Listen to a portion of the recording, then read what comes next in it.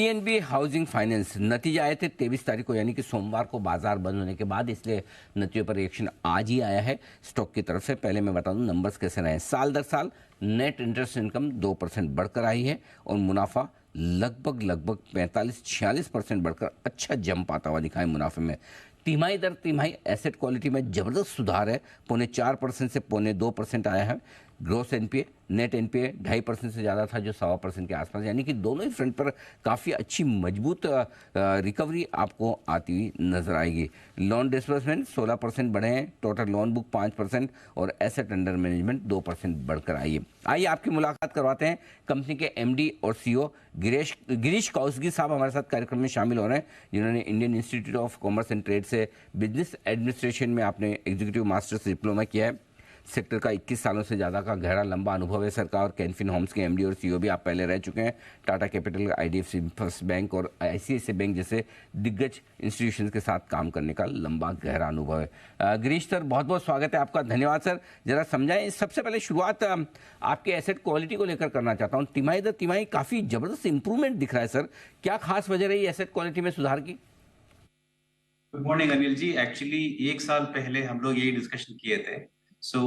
मैंने बोला था एवरी क्वार्टर असेट क्वालिटी सुधार देखने को मिलेगा जी। अभी क्या हुआ, लास्ट क्वार्टर में एक बड़ा कॉर्पोरेट एनपीए रिजॉल्व किया, उसका प्रोविजन राइट बैक था। इसलिए on the retail side we had gone aggressive on collection and settlements, थोड़ा टेक्निकल राइट ऑफ लिया और ईसीएल ड्रॉप किया, इसलिए आपको थोड़ा ज्यादा रिटेल एनपीए से reduction. Our focus is that to bring down NPA quarter on quarter, और अगले 3 to 4 क्वार्टर्स के अंदर हमारा NPA overall NPA company level पे एक कंपेरेबल लेवल पे होगा with best of the company in the industry. Perfect sir. एक और नंबर जो बहुत बढ़िया दिख रहा है वो है नेट इंटरेस्ट मार्जिन का 3.95%, 4% के बेहद करीब है।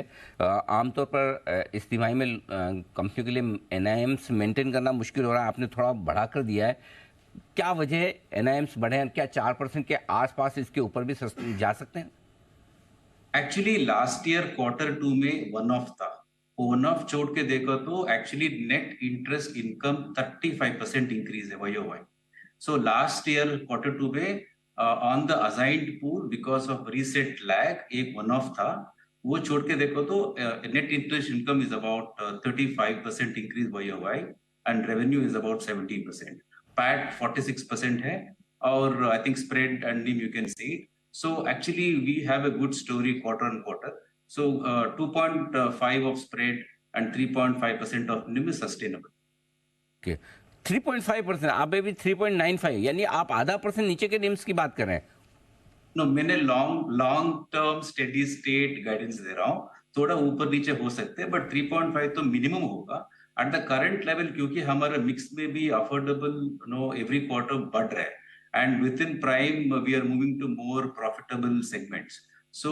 Because of this revenue, net interest income, spread and NIM obviously would see an improvement going forward, but when a long term steady state point of view से मैंने guidance दे रहा हूँ, I had told earlier also 2.5 and 3.5 sustainable है। Perfect sir. एक और आपकी retail loan growth जो है वो 12% आई है इस तिमाही में।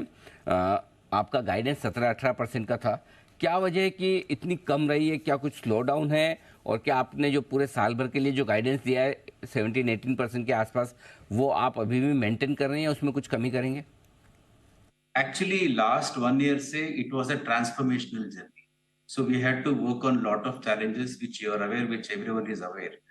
अभी quarter 3 and quarter 4 we will see very good growth in disbursements and book. हमारा गाइडेंस जो था book 17 to 18% growth on book, that is maintainable. We stick to our guidance and we will reach 17 to 18% of book growth by March. And if you look at disbursement also, 1 year back and quarter on quarter, now we have shown retail में 18% disbursement growth है, and not just in disbursement, हमारा logins भी 31% increase था YOY, sanctions भी 31% increase था। 17 to 18% of book growth is maintainable and we stick to our guidance. Okay, ठीक बात है। तो गाइडेंस मेंटेन रखेंगे, ये अच्छी बात है सर। एक चीज़ और के कुछ आपने अपने एनपीएस बेचे भी हैं एआरसीज को, अगले 6 महीने में किस तरह का प्लान है? क्या कुछ और एनपीएस आप बेचने वाले हैं और उसका कितना असर आपकी एसेट क्वालिटी पर पड़ेगा, ये जरा समझाएं सर।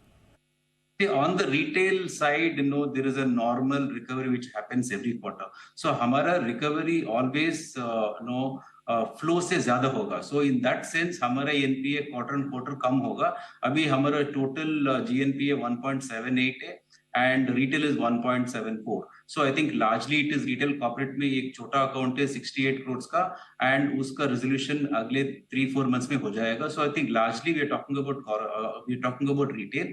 Retail में it is purely collection and settlement. So our recovery would always be more than these slippages. And let's say around 3 quarters time, our NPA would look very, very comparable and one of the best in the industry. Wonderful. अगले 2 से 3 तिमाही में और बेहतर performance NPA के front पर company की तरफ से आते ही दिखेगी। बहुत बहुत धन्यवाद गिरीश सर, आपने बहुत ही स्ट्रांग आउटलुक दिया और नतीजों पर विस्तार से हमारे दर्शकों से बातचीत की। Thank you so much sir. PNB housing के टॉप मैनेजमेंट से आपने सुनी पूरी की पूरी मुलाकात और बढ़ते हैं आगे। और अब वक्त है आपके लिए पोजिशनल पिक का। कुणाल शाह